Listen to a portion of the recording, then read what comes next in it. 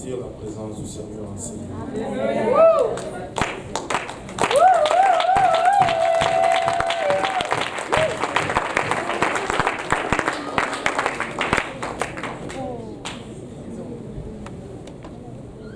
L'Assemblée voudra bien s'asseoir.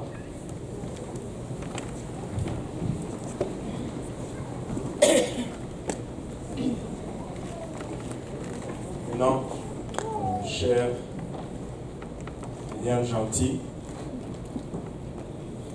et cher Rosy Louis-Jean, c'est à votre invitation que nous sommes réunis ici devant ces témoins et sous le regard de Dieu pour entendre vos vœux et célébrer votre union dans le lien sacré du mariage, selon l'ordonnance de Dieu et les lois de cette province, et pour implorer en votre faveur la bénédiction de Dieu.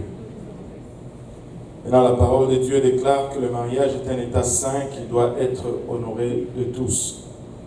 C'est la plus ancienne des institutions divines, établie au temps de l'innocence humaine dans le jardin d'Éden. Le mariage a été sanctionné et rehaussé par la présence du Christ au mariage à Cana en Galilée, et l'apôtre Paul le compare à l'union mystique de Christ avec son Église.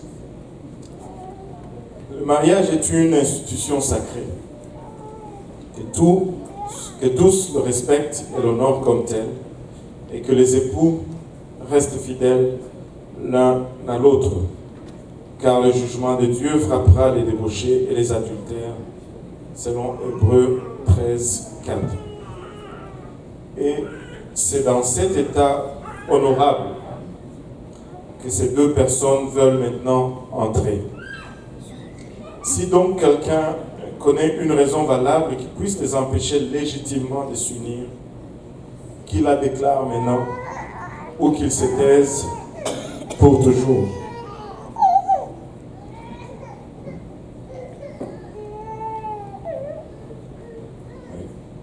Qui est-ce qui donne cette femme en mariage à cet homme? C'est moi.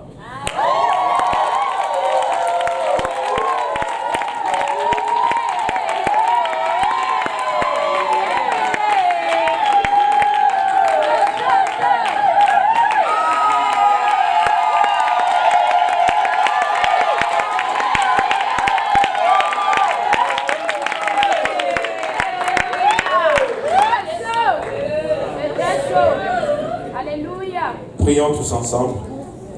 Éternel, nous te rendons grâce, Papa, pour ton amour, ta bonté, ta fidélité. Nous te remercions, Éternel, pour le privilège que nous avons de nous réunir dans ta présence en ce lieu. En ce moment, nous faisons ainsi alors que nous nous amenons devant toi pour voir Viviane et Barosi, Papa, prononcer leurs vœux. Nous prions que tu sanctionnes, Papa, cet événement de ta présence, Papa, que tu les bénisses et que tu nous bénisses tous ensemble pour le restant de cette cérémonie et le restant de la journée. Et c'est avec action de grâce dans le cœur que nous te prions ici, dans le nom précieux de Jésus. Nous disons tous au nom de Jésus. Au nom de Jésus. Alléluia.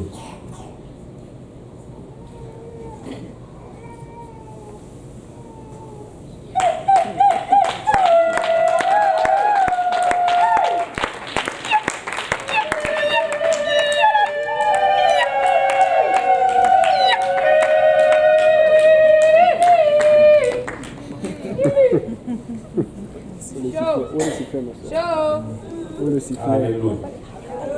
C'est trop silencieux pour moi.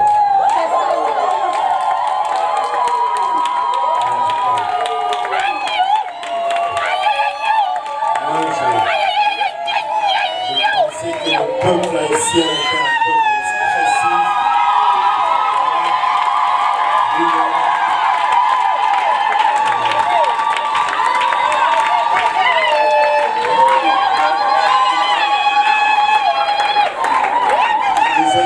Trop longtemps au Canada.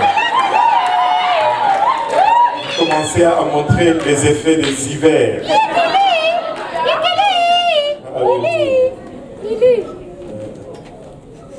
Le froid vous a affecté. Vous avez perdu votre expression. Il ne faut pas le perdre. Amen. Alléluia. Le Seigneur est bon.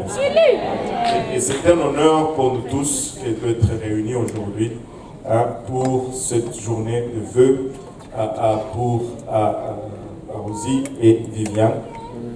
Et c'est que cette fois-ci, je n'ai même pas eu besoin de leur demander la permission de prêcher. Parce que lorsque la sœur Viviane m'a envoyé l'ordre d'entrer dans le sanctuaire,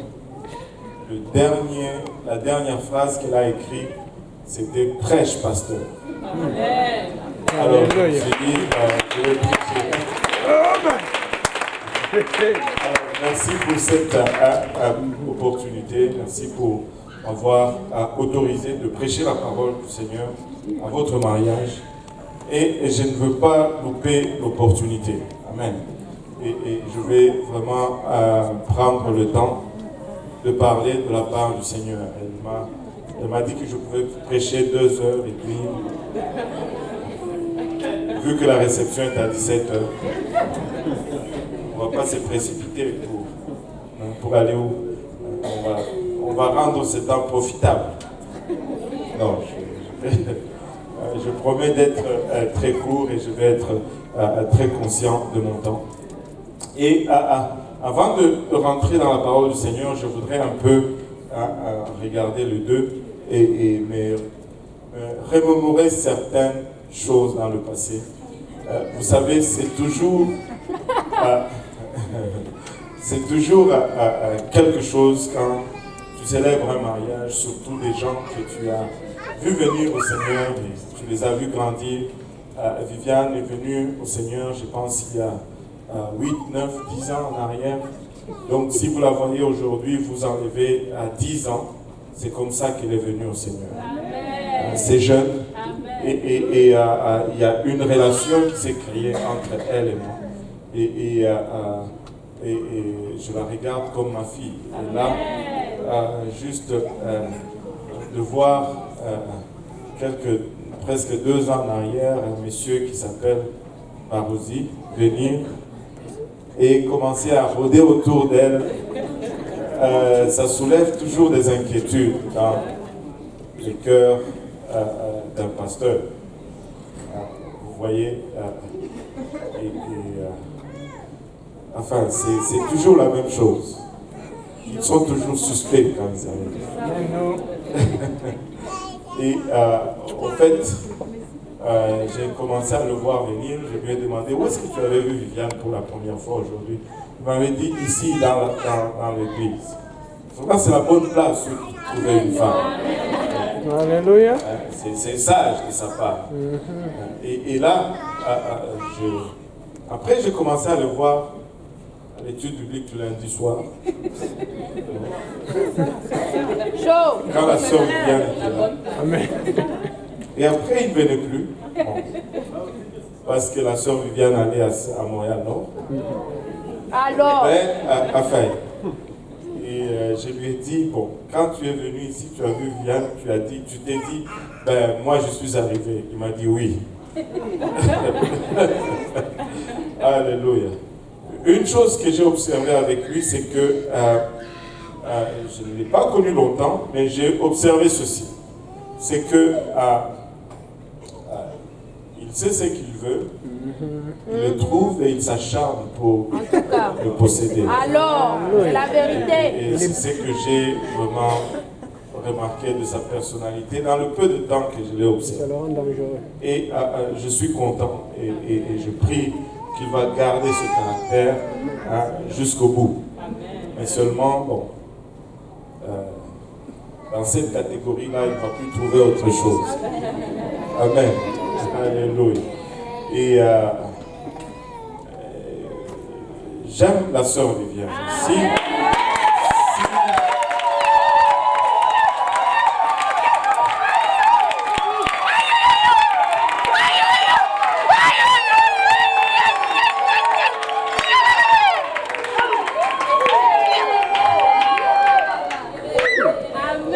Et si tu viens me voir dans le bureau, tu me dis que, oh, la sœur Viviane a dit ça, a fait ça, je vais te regarder, je vais te dire, est-ce que tu as un problème?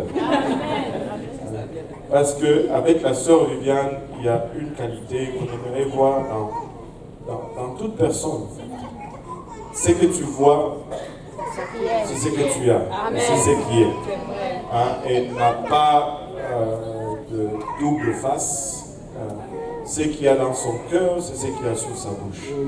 Et c'est une marque d'intégrité et de simplicité extraordinaire qu'on observe en elle. Et c'est une qualité que je loue beaucoup, surtout depuis que j'ai commencé à faire le ministère. Alléluia. Et on apprécie Viviane, comment elle est venue. Elle a été invitée par le pasteur Abou. Et elle a été invitée. Et je ne sais pas comment ces gens ils faisaient à l'époque. Comment tu arrives à inviter une fille à un match de soccer? Amen, non. C'est comme ça qu'ils l'ont eu. Ils l'ont invité au match de soccer d'abord, et puis après ils l'ont invité à l'étude biblique chez le frère Apo. Et puis après, bon, le reste, on est là en train de célébrer le mariage. Le Seigneur est bon. Le Seigneur est très bon.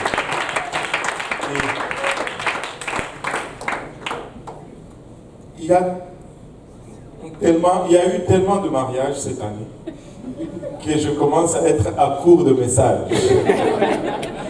Je suis en train de prier, Seigneur, ajoute quelques chapitres sur le mariage dans la Bible, parce que, bon, on ne veut pas servir toujours le même plat. On l'a arrangé, on l'a dérangé, on l'a surrangé, mais à la fin, c'est toujours le riz et les haricots. Mais laissez-moi vous dire que si tu as mangé le riz hier, tu peux en manger encore aujourd'hui. Tu peux en manger demain, et ça va te nourrir pareil. Et il en est ainsi de la parole de Dieu. Amen. Et aujourd'hui, je vais parler un peu du mariage. Et si on regarde la parole de Dieu, on va voir que dès le début, Dieu avait conçu le mariage pour refléter sa relation avec nous, ou notre relation avec lui. Regardez, pourquoi je dis ceci. Dans Genèse, le premier chapitre, le 26e et le 27e verset nous dit ceci. Puis Dieu dit, faisons l'homme à notre image, selon notre ressemblance, et qu'il domine sur le poisson de la mer, sur les oiseaux du ciel, sur les bétails, sur toute la terre et sur tous les reptiles qui rampent sur la terre. Dieu créa l'homme à son image, il le créa à l'image de Dieu, il le créa l'homme et la femme. Déjà, dès la création de l'homme, Dieu nous dit qu'il le fait à son image. Et par la suite, je vais vous épargner Genèse 2, c'est plusieurs lectures. J'ai beaucoup de lectures. On va aller dans Apocalypse 19, 7 à 9. La Bible nous dit, réjouissons-nous et soyons dans l'allégresse. Et donnons-lui gloire, car les noces de l'agneau sont venues et son épouse s'est préparée. Et il lui a été donné de se revêtir d'un fin lin éclatant pur, car le fin lin, ce sont les œuvres justes des saints. Et l'ange me dit, écrit, heureux ceux qui sont appelés au festin de noces de l'agneau. Et il me dit, ces paroles sont les véritables paroles de Dieu. Et on peut voir plusieurs exemples. Ephésiens 5, 25 à 27 nous donne une autre illustration ou une comparaison directe du mariage par rapport à Dieu et à notre relation avec Dieu. Donc, on ne se tromperait pas si on regardait le mariage pour y apprendre quelque chose concernant notre relation avec Dieu. Maintenant, une des meilleures illustrations dans la Bible de qu'est-ce qu'est le mariage, et c'est que le mariage nous apprend, et c'est que le mariage nous montre par rapport à notre relation avec Dieu, c'est vraiment l'histoire d'Esther. Et c'est une des plus belles vraiment illustrations, ça se trouve dans le livre d'Esther. Maintenant, l'histoire se passe à une époque où Ahasuérus régnait sur son royaume. Son empire était vraiment grand. La Bible nous dit que son empire allait depuis l'Inde jusqu'à l'Éthiopie. ça couvre presque la majeure partie du monde connu à l'époque.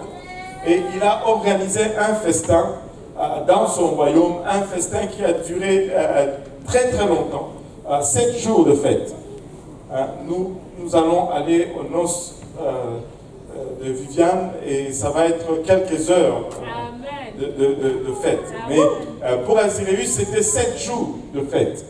Et la Bible nous dit que Aziréus n'a pas donné de restrictions à personne. Tout le monde était libre un peu de faire ce qu'il voulait. Et je veux profiter de cette opportunité pour un peu marquer la liberté que Dieu nous donne.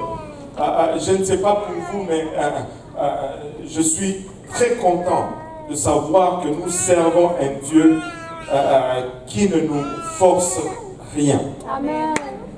Dieu est un gentleman. Amen. Il te donne la liberté de faire ce que tu veux. Amen. Il va te dire ce qui est bon pour toi. Mais il ne va jamais te forcer de faire ce que il veut que tu fasses. J'ai parlé avec quelques personnes et là, la personne me dira certaines choses, peut-être que Dieu devait nous forcer à les faire parce que c'est bon pour nous. Je me suis tué un moment. Je leur ai dit, tu as quel âge? 21 ans. Ok. Et si je venais aujourd'hui et que je disais, ma chère fille, voilà l'homme que tu dois épouser, c'est lui. Il est bon pour toi, tu n'as pas de choix, il faut que tu l'épouses. Là, l'histoire était différente. Hein? Dieu peut nous forcer les autres choses, mais si c'est le mariage, non, qu'il nous laisse. Laissez-moi vous dire, je suis certain que Barosi n'est pas allé chez la sœur Viviane avec une mitrailleuse. Elle ne lui a pas dit, Viviane, gentille.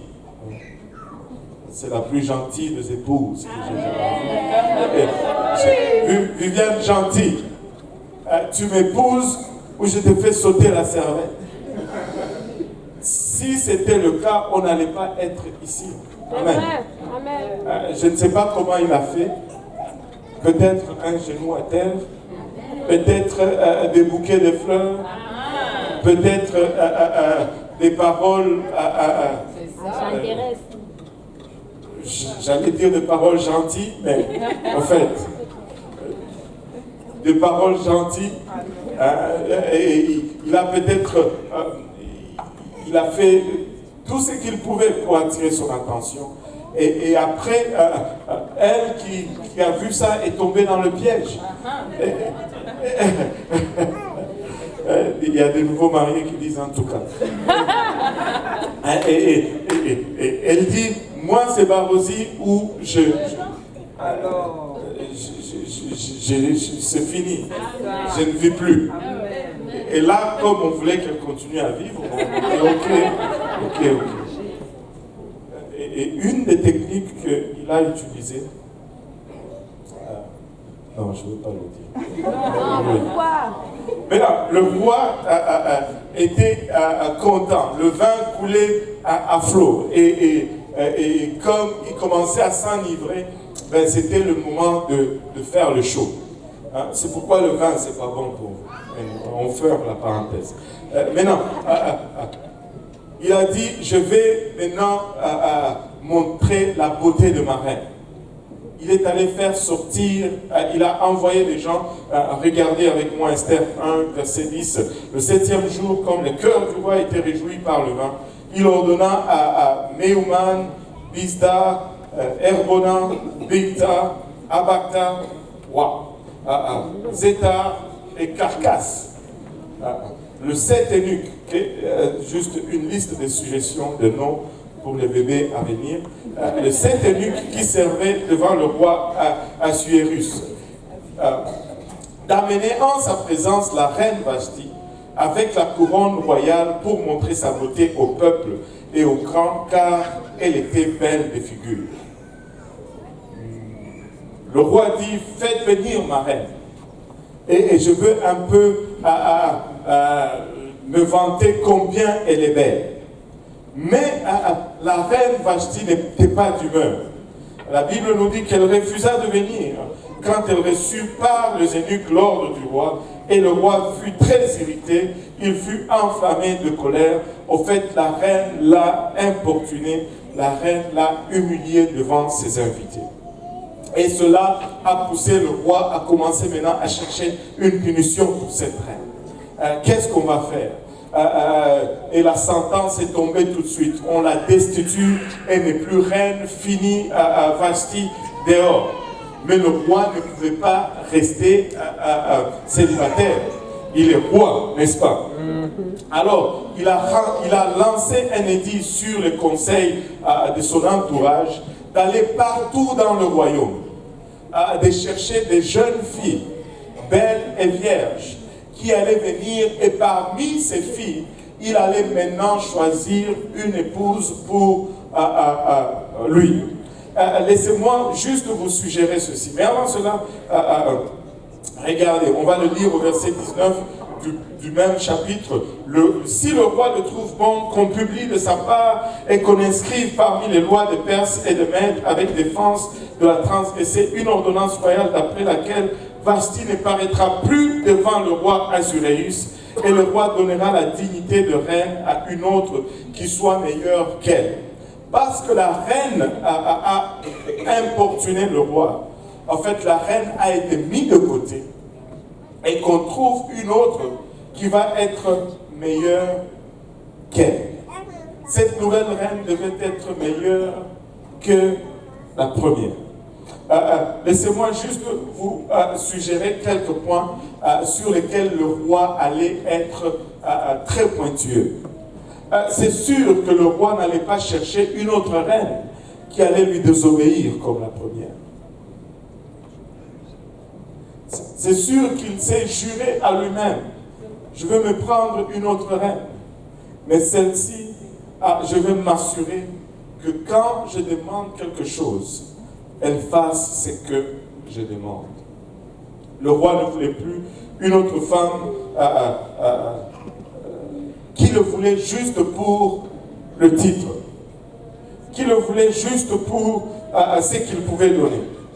Il allait refuser certainement d'épouser une autre femme rebelle. Alléluia. Maintenant, l'invitation a été donnée et la nouvelle est allée dans tout le royaume, et il y avait aussi une autre chose de particulier. Le roi n'invitait pas, il ne se disait pas que je vais chercher absolument une fille avec un sang royal. Je vais chercher une fille qui fait partie d'une dignité quelconque. Le roi a invité n'importe qui était disponible.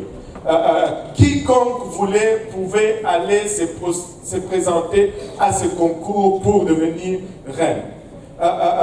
Le roi veut ou cherche une épouse qui montrera au monde une réponse différente, non seulement une lignée différente, mais une réponse différente à ses commandements. Alléluia. Maintenant, la réponse, l'édit est parti. Le deuxième chapitre du même livre d'Esther nous dit qu'il y avait dans Suse, la capitale, un juif nommé Mardochée, fils de Jaïr, fils de Shimei, fils de Kis, homme de Benjamin, qui avait été amené de Jérusalem parmi les captifs. On saute au verset 8. Lorsqu'on eut publié l'ordre du roi et son édit, et qu'un grand nombre de jeunes filles furent rassemblées à Suse, la capitale, sous la surveillance des Gaïs, Esther fut aussi prise et conduite dans la maison du roi sous la surveillance des Gaïs, gardiens des femmes. Ainsi, Mardochée, cet homme qui élevait une de ses nièces, a entendu cet édit. Il a aussi amené Esther, sa nièce, pour participer à ce concours royal pour devenir reine. Esther ne faisait pas partie d'une royauté.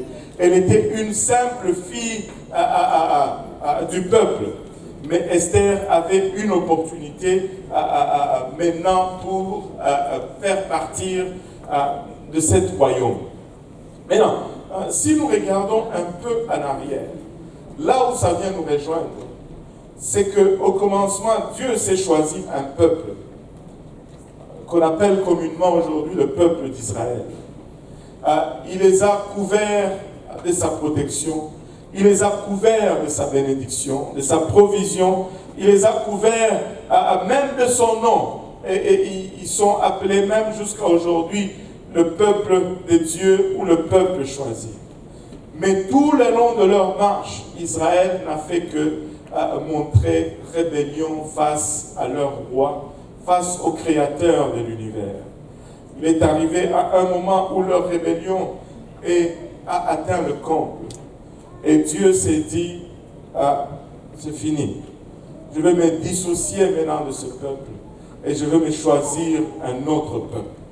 Je vais me choisir une autre épouse. Et cette fois-ci, Dieu ne fait aucun cas de l'origine de la personne. Que tu sois blanc, que tu sois noir, que tu sois jaune, que tu sois rouge, peu importe d'où tu viens, il dit quiconque veut peut venir et porter mon nom. Amen. Mais il a mis quand même quelques conditions. Comme le roi avait mis quelques conditions pour devenir sa reine, il avait mis aussi quelques conditions. Regardez, ces filles devaient être sous la garde des eunuques du roi. Et les eunuques du roi savaient ce que le roi aimait. Et les eunuques du roi sont vraiment les types de la parole de Dieu en ce qui nous concerne. La parole de Dieu va nous dire ce que le roi aime, ce que le roi demande, ou ce que Dieu aime, ou ce que Dieu demande. Et toutes les filles sont venues. Et Esther avait une particularité. C'est qu'elle n'a voulu rien prendre d'autre, elle n'a voulu marcher d'aucune autre façon si ce n'est ce qui était recommandé par l'eunuque du roi.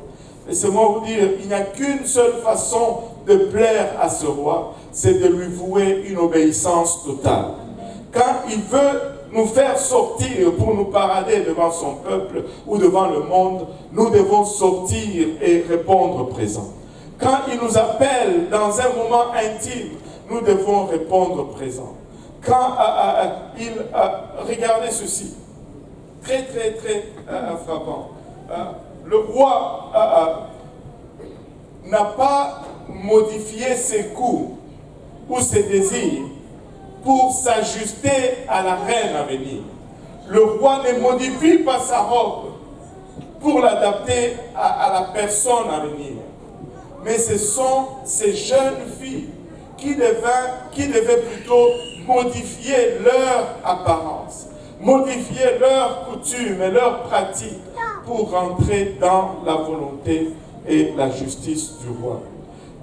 Mardochée était le type du prédicateur. Il a pointé à Esther où aller et trouver le roi. Et Gaï, c'était vraiment le type de la parole. Il savait ce que le roi désirait. Et Esther était tout oui pour ces deux personnes. Et parce qu'elle était tout oui pour ces deux personnes, elle a été celle qui était choisie pour entrer avec le roi. Ça a pris 1 an de préparation. Esther 2, verset 12, nous dit 1 an de préparation. Chaque jeune fille allait à son tour vers le roi Assuérus après avoir employé 12 mois à s'acquitter de ce qui était prescrit aux femmes. Et pendant ces temps, elles prenaient soin de leur toilette, 6 mois avec de l'huile de myrrhe et 6 mois avec des aromates et des parfums à l'usage parmi les femmes. Des fois, nous allons regarder la parole de Dieu et nous allons nous dire, oh, ben, Dieu nous demande ceci, nous demande cela. Est-ce que c'est vraiment ça? Écoutez, 1 an de préparation pour avoir l'opportunité de passer une nuit avec le roi. Et malgré cela, il n'y a aucune garantie que tu allais être rappelé. Si tu sortais de là et que le roi ne se souvenait pas de ton nom, c'était fini. Donc, non seulement il fallait que tu impressionnes le roi, et aussi il fallait qu'il se souvienne de ton nom. Il fallait que tu fasses quelque chose de remarquable pour qu'il puisse dire, je me rappelle de tel. Écoutez, ce n'est pas pour rien que quand nous venons dans sa présence, nous adorons comme nous adorons, parce que nous voulons qu'il nous distingue et qu'il nous remarque. Ce n'est pas pour rien quand nous lisons quelque chose dans sa parole et nous sommes à l'obéissance tout de suite, parce que nous voulons qu'il nous distingue et qu'il nous remarque. Ce n'est pas pour rien quand il nous dit saute, nous demandons à quelle hauteur, Seigneur, parce que nous voulons qu'il nous distingue et qu'il nous remarque. Ce n'est pas pour rien quand il dit donne, nous disons combien, Seigneur, parce que nous voulons qu'il nous distingue et qu'il nous remarque. Ce n'est pas pour rien quand il dit cours et nous courons jusqu'à ce qu'il dit arrête. S'il ne dit pas arrête, nous continuons de courir parce que nous voulons qu'il nous distingue et qu'il nous remarque. Je veux que le roi se souvienne de mon nom. Alléluia. Vous savez, cette ancienne alliance sous laquelle était Israël a été mis de côté pour une nouvelle alliance. Et laissez-moi vous dire, ce qui est nouveau, c'est toujours meilleur. C'est toujours meilleur. Nous sommes récipiendaires d'une nouvelle alliance. Et le roi est en train de regarder aujourd'hui. Peu importe ton origine, que tu viennes de la Côte d'Ivoire, comme la sœur Chatsin, ou que tu viennes d'Haïti, ou que tu viennes du Congo, alléluia, les demandes sont les mêmes de la part du roi. Il ne fait aucun cas de ton origine. Que tu viennes d'une classe sociale élevée, ou que tu viennes des milieux les plus démunis de la société, il ne fait aucun cas de ton origine. La seule chose qu'il va regarder, c'est combien tu lui es obéissant. C'est combien tu vas lui dire, oui Seigneur. Tantôt nous allons les entendre. Il faut qu'ils disent, oui je le veux, pour qu'ils s'appartiennent l'un à l'autre.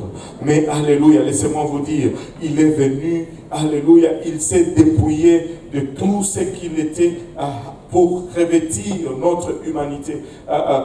Je ne sais pas combien Barosi a dû faire pour gagner l'attention de la reine.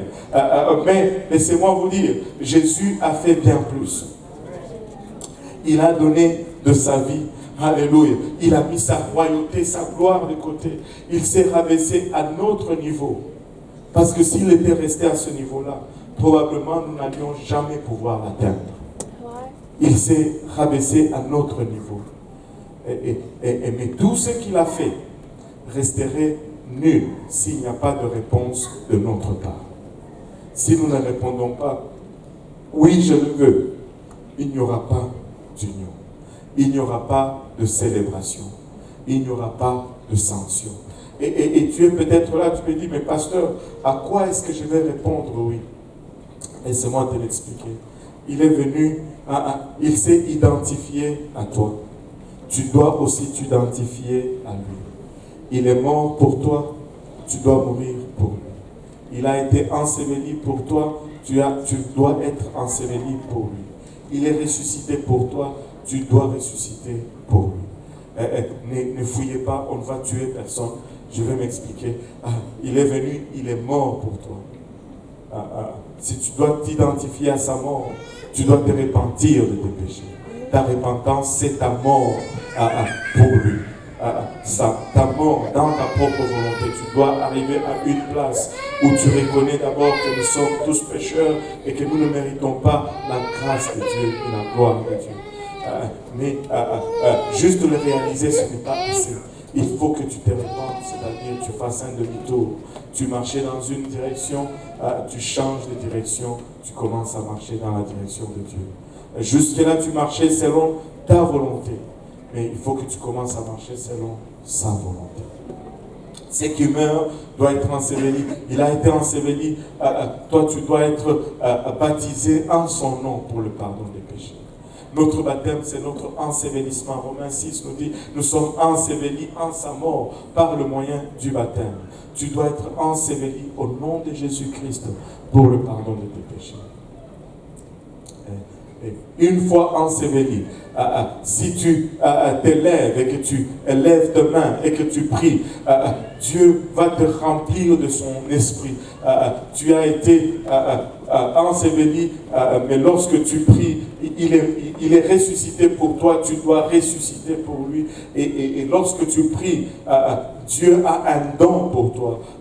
La Bible l'appelle communément le don du Saint-Esprit. C'est l'Esprit de Dieu qui vient et qui commence à habiter en toi. Et lorsque cette expérience t'arrive, tu parles en d'autres langues comme l'Esprit te donne de t'exprimer. Alléluia. Et ça, c'est ta résurrection. Ce qui était perdu dans le jardin d'Éden, l'interface de communication qu'on avait avec Dieu dans le jardin d'Éden est remis à nouveau à vie en nous. Lorsque nous recevons le Saint-Esprit, nous rétablissons une communication directe avec l'Éternel. Nous commençons à vivre encore comme il a conçu que nous devions le vivre. Alléluia. Et cela est disponible pour toi aujourd'hui. L'amour et l'obéissance d'Esther avaient le pouvoir d'annuler, au fait, la rébellion de Vasti de la mémoire du roi. Vous savez, jusqu'à ce qu'on trouve une reine, le roi était encore sur ce qui était arrivé avec Vasti. Mais quand la reine a été trouvée, son obéissance et son amour a dû effacer la rébellion et la désobéissance de Vasti. Dieu nous donne une opportunité aujourd'hui d'effacer la désobéissance dans le jardin d'Éden. Dieu nous donne aujourd'hui une opportunité d'effacer sa mémoire en ce qui concerne l'obéissance d'Adam et Ève depuis le jardin d'Éden. Alléluia. Et le verset 18 de ce deuxième chapitre, la Bible nous dit, le roi donna un grand festin à tous ses princes et à ses serviteurs, un festin à l'honneur d'Esther. Il accorda du repos aux provinces et fit de présents avec une libéralité royale. Cette obéissance n'a pas profité à Esther seulement, mais ça a profité à tout le royaume. Subitement, le roi est devenu content. Subitement, le roi a commencé à donner des cadeaux à tout le monde. Si vous voulez demander de l'argent à Barosi, c'est le jour.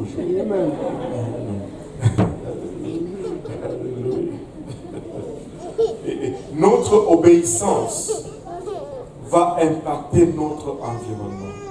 Quand nous obéissons à Dieu, notre vie change. Les gens autour de nous jouissent et bénéficient de cette obéissance.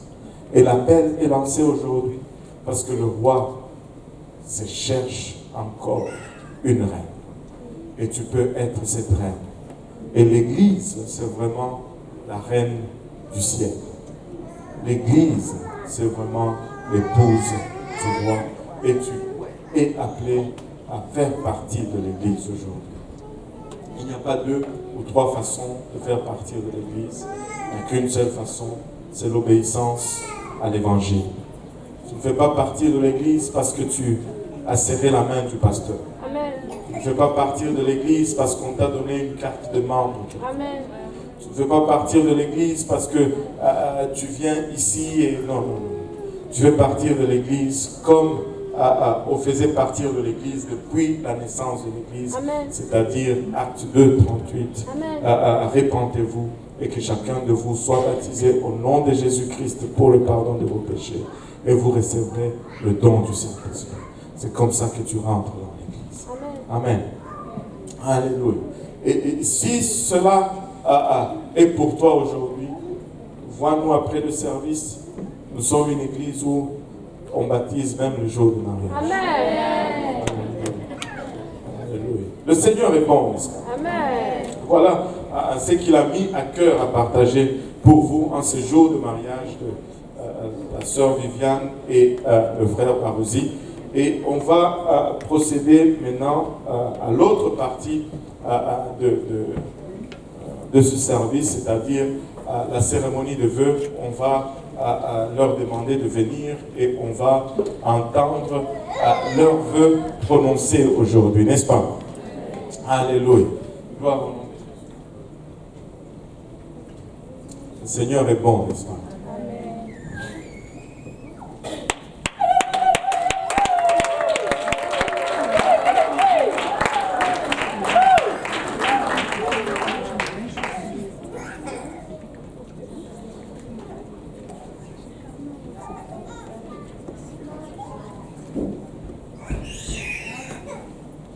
Alléluia.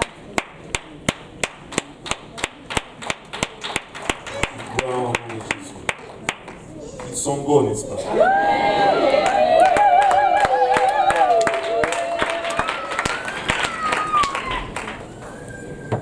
Et juste, j'ai oublié une partie intéressante. C'est-à-dire, je n'ai pas encore donné les conseils aux mariés. Mais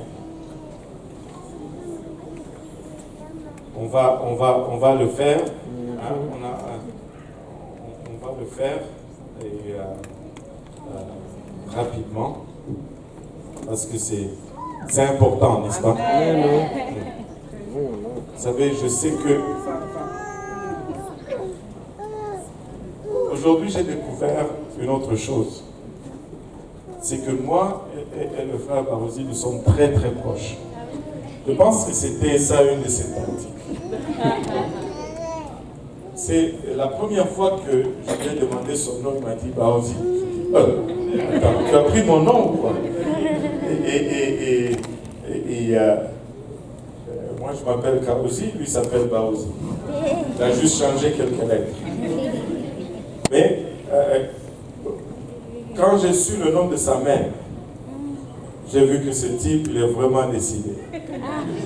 Ma mère s'appelle Madeleine et sa mère s'appelle Martelaine.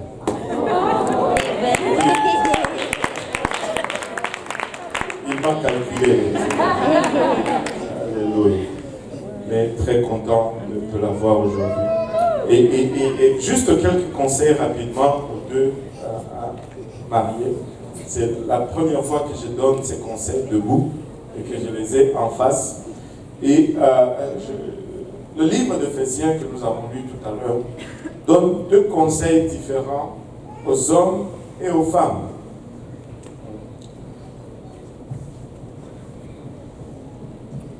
Le livre d'Éphésiens, chapitre 5,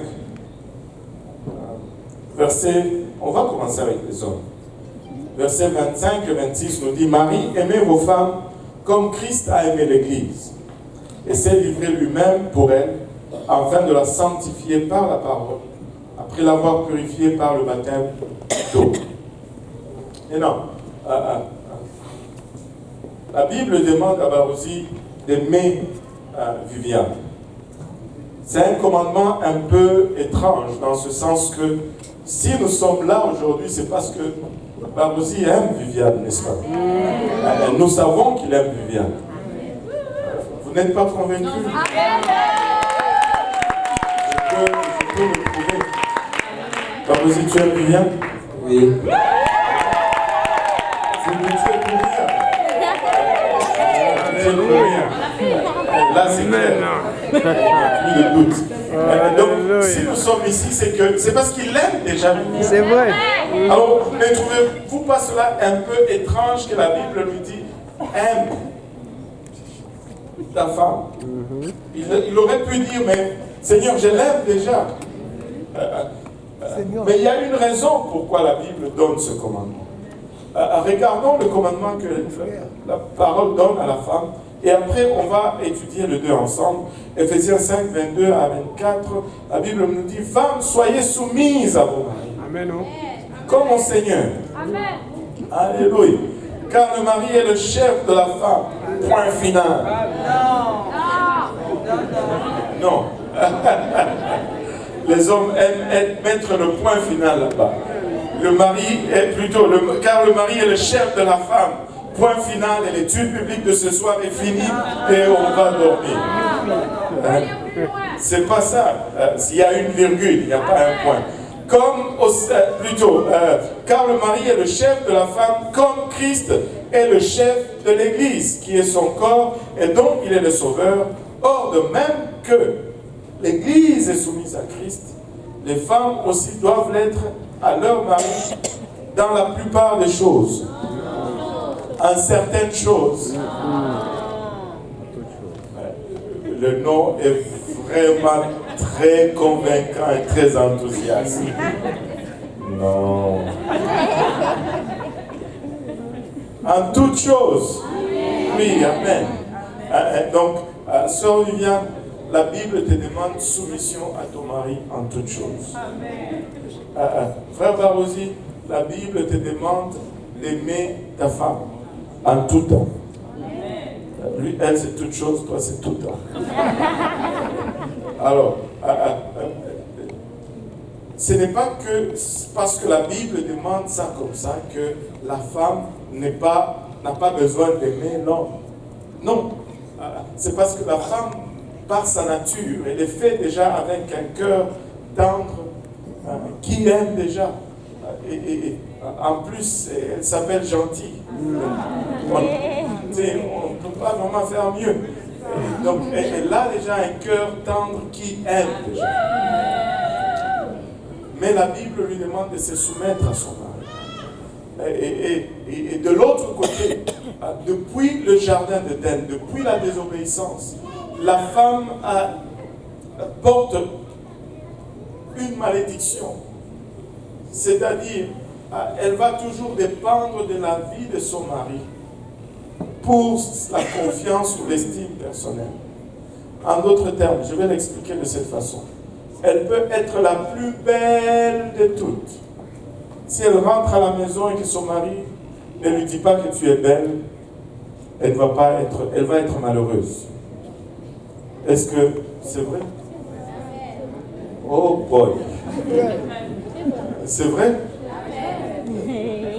Et même les non-mariés disent amen. Moi j'attendais le marié, mais le marié regarde juste ailleurs. Elle peut être la meilleure maman, la meilleure cuisinière et appréciée de tout le monde. Mais quand elle rentre à la maison, si son mari ne lui montre pas de l'appréciation, ça va être une femme malheureuse. Et donc ta responsabilité, frère Barosi, c'est de dire à la sœur Viviane, je t'aime chérie, tous les jours. Et cela, même deux fois, certains jours, plusieurs fois le même. Oh, tu es belle aujourd'hui. Aujourd'hui, tu es encore plus belle qu'hier. Là, je suis en train de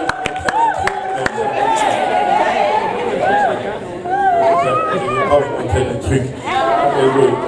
Mais là, tu dois toujours la rassurer. C'est ta responsabilité que de la rassurer et que de lui montrer cet amour tous les jours. De l'autre côté, Viviane, tu dois lui être soumise en toutes choses. Aujourd'hui, c'est une chose vraiment politiquement incorrecte à dire. Quand tu demandes la soumission, l'Église se refroidit souvent. Quand tu dis, femme, soyez soumise à vos maris, on dirait que c'est le temps que tout le monde choisit pour avaler la salive ou regarder à gauche ou à droite. Mais c'est parce que la société a bafoué ce que Dieu avait préparé. Si nous respectons ce que Dieu a préparé, vous allez voir que ça va fonctionner de façon extraordinaire. Ce n'est pas difficile de se soumettre à un mort. Au fait, la Bible demande à l'homme de mourir pour sa femme. S'il meurt, c'est facile de se soumettre. C'est pas compliqué de se soumettre à un mort, n'est-ce pas? Mais l'homme ne veut pas mourir, mais il demande la soumission. Il ne veut pas mourir, mais il veut que sa femme soit soumise en toutes choses. Elle le regarde et lui dit, non, pas comme ça. De l'autre côté, la femme, elle sort, elle va au travail, quelqu'un lui dit quelque chose, elle rentre à la maison, elle ne veut pas se soumettre à son mari, et elle veut que son mari meure pour lui. Lui aussi regarde et dit, je ne meurs pas. Et elle, d'un côté, elle dit, je ne me soumets pas à ça. Et l'autre, lui, de son côté, il dit, je ne meurs pas pour ça. Et finalement, on n'arrive nulle part. Tu ne peux pas changer un côté d'équation et t'attendre à avoir le même résultat. Si l'une se soumet et que l'autre meurt, on va se rencontrer là où Dieu a conçu qu'on se rencontre. Et vous savez, ça va être un mariage à l'épreuve de tout. Mais si nous voulons le faire comme le monde le dicte, nous allons toujours avoir des problèmes. Et je ne sais même pas pourquoi on a tendance à suivre le monde. On n'a qu'à regarder les résultats. On n'a qu'à regarder les résultats. Si les résultats étaient des mariages qui durent plus longtemps et moins de divorces, on allait appliquer les méthodes du monde. Mais si on regarde les statistiques aujourd'hui, on est loin des résultats qu'on espère. Donc, on va suivre le plan de Dieu. On va suivre le plan de Dieu. Aussi, ça veut dire que prochainement, si la sœur Viviane veut aller chez Walmart et que les autres, le frère Yannick t'appelle pour aller jouer au soccer, qu'est-ce que tu fais? Tu vas chez Walmart. Amen. Amen. Alléluia. Tu vas chez Walmart. Alléluia. Tu dois lui dire, je t'aime tous les jours. Alléluia.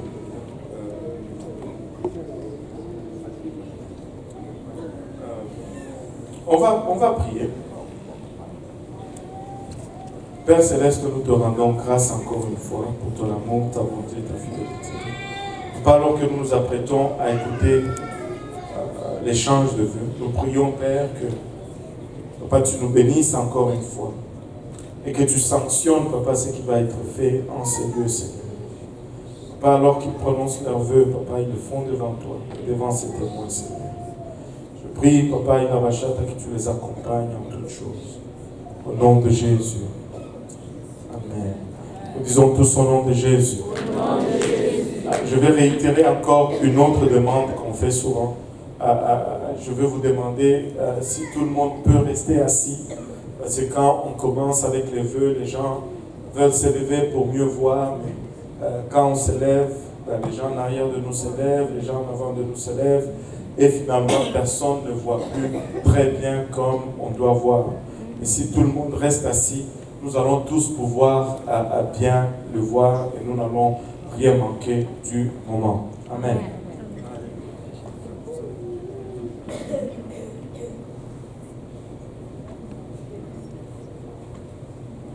Alléluia. Gloire au nom de Jésus. On va commencer avec les questions pour le frère Barouzi. Frère, veux-tu, Barouzi, Louis, Jean, prendre cette femme pour ton épouse, afin de vivre avec elle selon l'ordonnance de Dieu dans l'état saint du mariage? Veux-tu l'aimer, la consoler, l'honorer et lui demeurer attaché dans la maladie et la santé, et renonçant à tout autre, de garder seulement pour elle?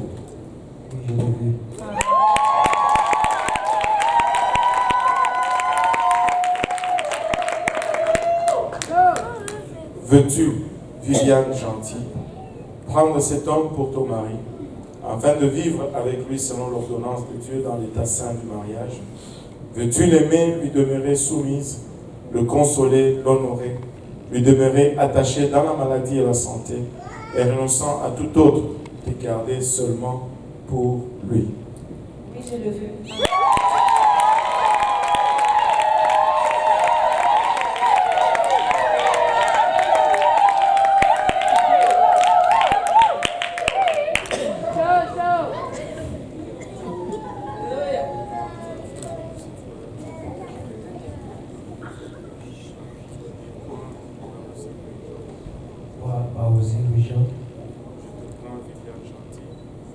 Viviane Gentil, pour ma femme et pour l'épouse légitime. Je promets devant Dieu que je te garderai dès aujourd'hui, dans les bons et dans les mauvais jours, dans la prospérité et dans la détresse, dans la santé et dans la maladie. Je promets de t'aimer. Je promets de te chérir. Jusqu'à ce que la mort nous sépare. Je la déclare solennellement.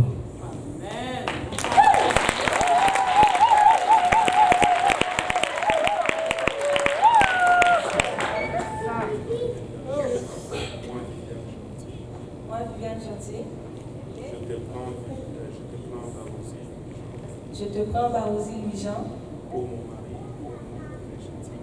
mon mari et mon époux légitime. Je promets devant Dieu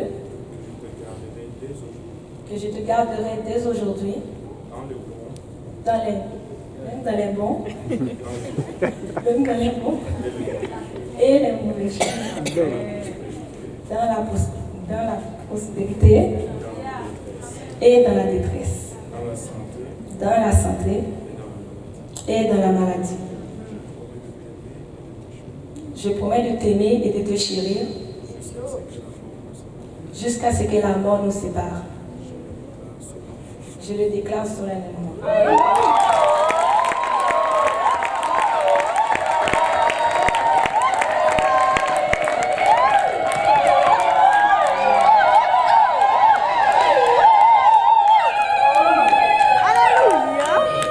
Alors, d'autant que toi, Barosi Louis-Jean, et que toi, Viviane Gentil, avez consenti ensemble à vous unir en mariage sous le regard de Dieu en présence de cet amour.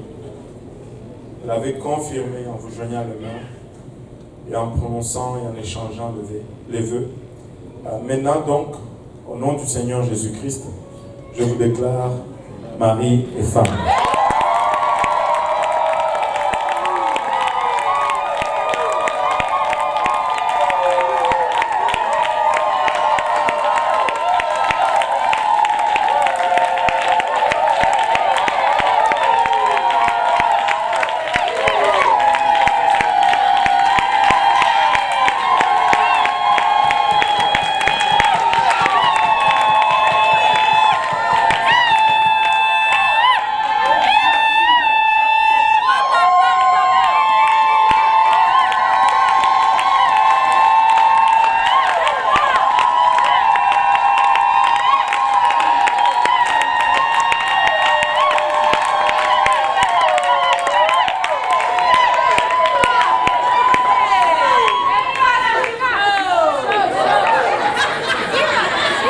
Quelle langue donc ne sépare pas ce que Dieu a dit. Ne permettez à aucune intention, ne permettez à aucune pensée ou à aucun acte humain de vous séparer. Nous allons maintenant prier pour eux.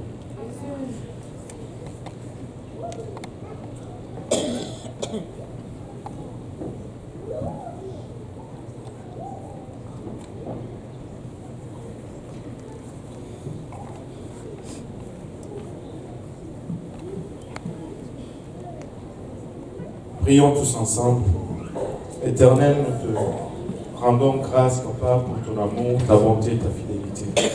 Seigneur, nous te remercions pour le privilège non mérité que nous avons de nous tenir devant toi en ce moment.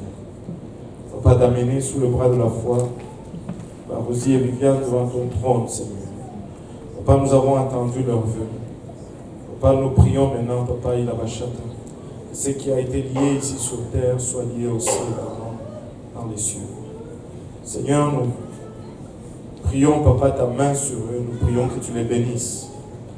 Papa, Ilabachata, que tu les prospères à tous égards, Seigneur. Papa, que tu les rends féconds et que tu les multiplies, Papa, et que tu les bénisses avec plusieurs enfants, Seigneur, selon leur désir. Papa, bénis-les physiquement, bénis-les matériellement, bénis-les spirituellement, Seigneur. Papa, fasse que leur couple, ô Éternel, soit le reflet de qui tu es, le reflet de, Papa, ce que tu désires, Papa, pour nous. Papa, il a qu'il soit un témoignage, Papa, que leur vie soit un témoignage, Papa, un exemple pour plusieurs. Papa, alors qu'ils s'appliquent à vivre pour toi, je prie, Seigneur Jésus-Christ, qu'ils puissent attirer plusieurs à toi, alors qu'ils reflètent, Papa, ton amour, ta puissance, ta grandeur, Papa, il a bachata. Papa, je prie, Éternel, il a bachata, que toute embûche, toute attaque que l'ennemi va, Papa, préparer pour eux, Papa, que cela soit sans effet, Seigneur. Papa, il a bachata, prospère-les à tous égards, nous te prions. Bénis-les encore une fois, nous te prions, Seigneur Jésus-Christ. Multiplie-les, nous te prions, Papa, il a bachata. Papa, qu'il soit, Papa, il a bachata. Lumière, Papa, qui brille dans ce monde de ténèbres et qui exemplifie, Seigneur, la perfection de ce que tu désires et que tu planifies pour un chacun de nous, Seigneur. Encore une fois, Papa, merci pour Viviane, merci pour Barosi. Papa, et en ton nom précieux, nous prions, Papa, alors que nous implorons ta grâce et ta bénédiction sur nous. Au nom de Jésus, nous te prions. Tout le monde dit au nom de Jésus. Au nom de Jésus.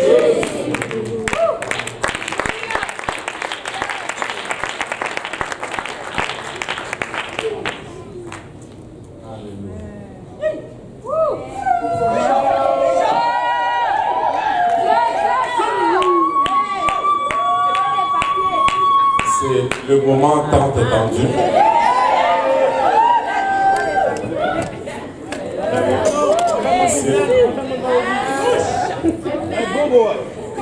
Est-ce que le marié veut bien embrasser la mariée?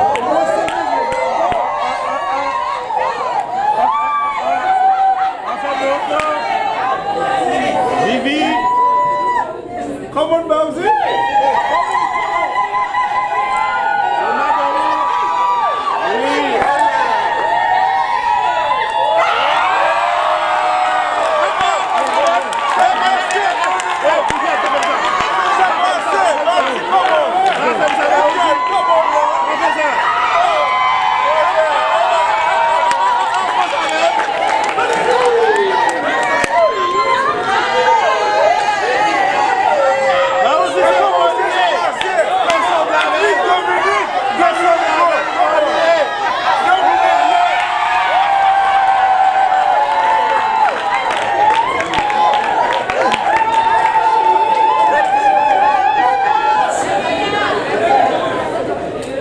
Toute l'égalité.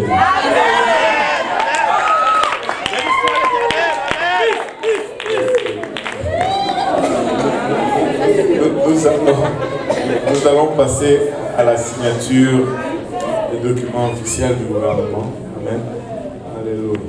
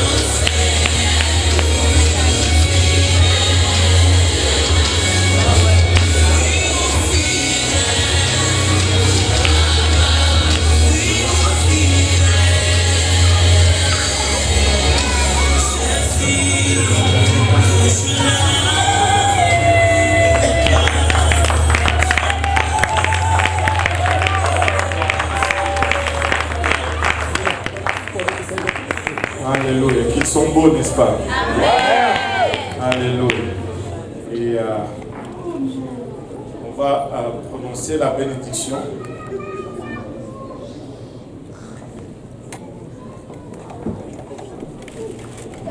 Amen.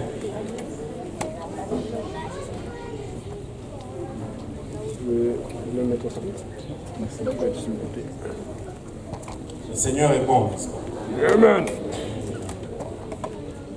Si, que l'Éternel vous bénisse et qu'il vous garde. L'Éternel fasse luire sa face sur vous et qu'il vous accorde sa grâce. L'Éternel tourne sa face vers vous et qu'il vous donne sa paix. Alléluia. Mesdames et messieurs, c'est un grand honneur, un privilège pour moi de vous présenter aujourd'hui messieurs et madame Louis-Jean.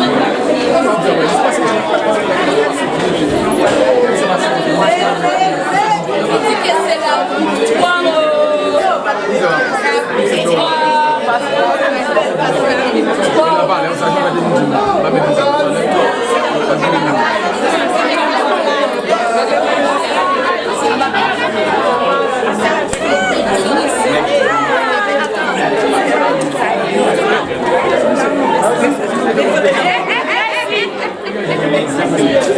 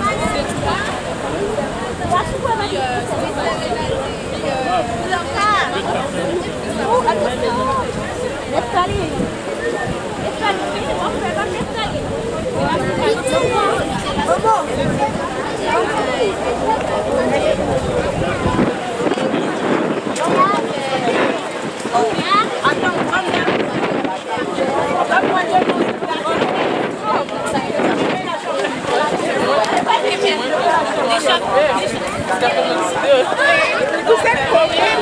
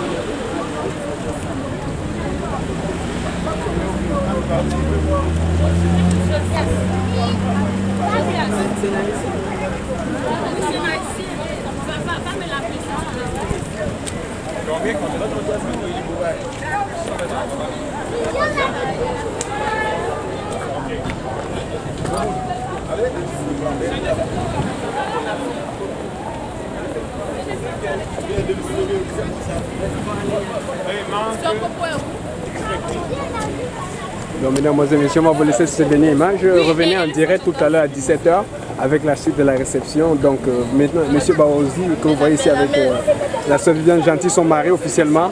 Barrez de votre liste à jamais pour l'éternité. Souhaitez-leur beaucoup d'enfants, beaucoup de bonheur. Soyez unis, pleurez avec moi en ligne. Que Dieu vous bénisse. À tout à l'heure. Soyez en ligne à 17h, nous serons en direct. Au revoir, mesdames et messieurs.